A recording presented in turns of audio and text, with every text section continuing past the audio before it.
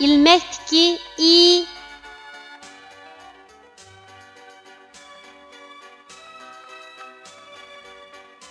Bu harfning talaffuz qilinishi mundaq.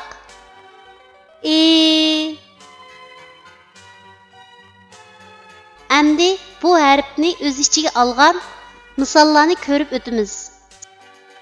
I'ning beshidan olinadigan shakli. Misol ishik. I'ning beshidan olinadigan shakli.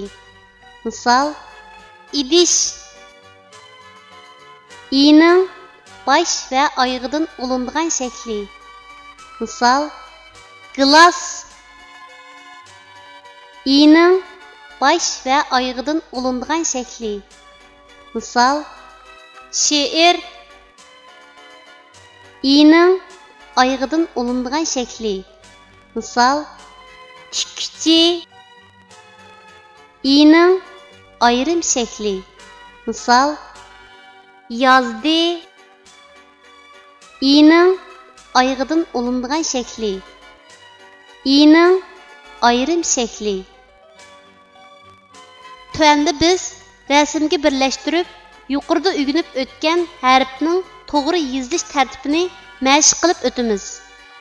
Ishik i harfining beshidan ulinib keladigan shaklning yozilish tartibi.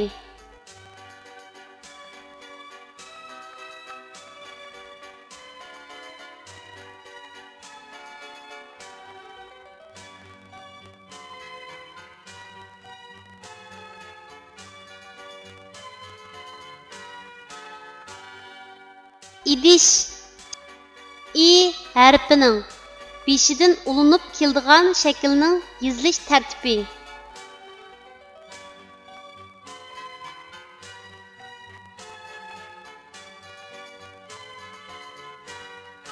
Gilas i harfining bosh va oyog'idan ulinib keladigan shaklning yozilish tartibi.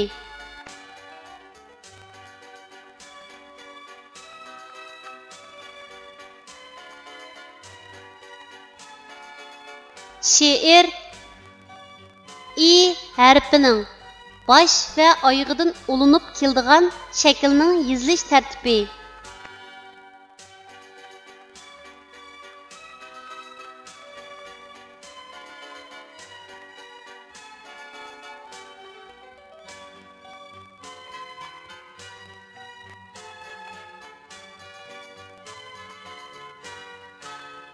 Tikchi i harfining oyog'idan ulinib keladigan shaklning yozilish tartibi.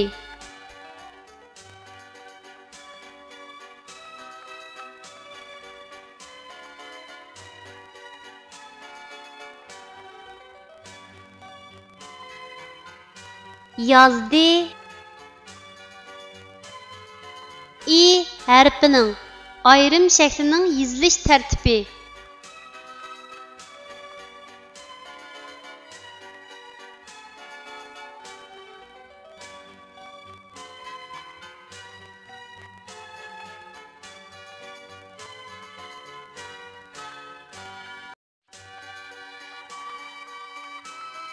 I harfining oyog'idan ulinib keladigan shaklning yozilish tartibi.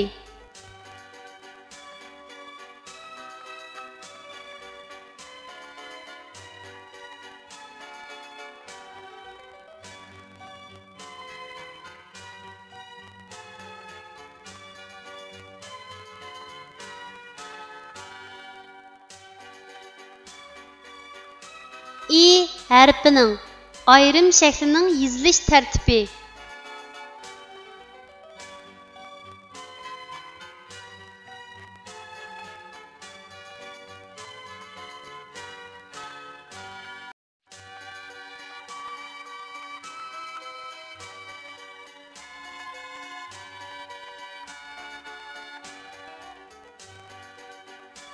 Kichik do'stlar, tuvandagi so'zlarni menga ayishib o'qinglar.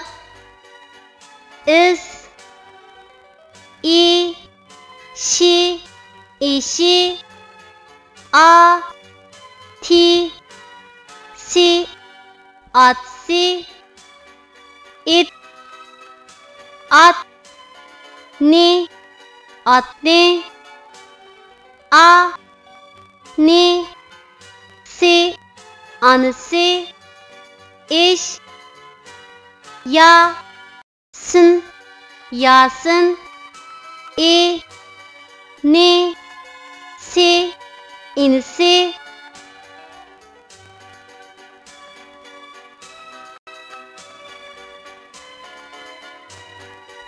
İttifaqlıq güc 1, 2, 3 İttifaqlıq güc Çeylep yencimiz düşman gelse duç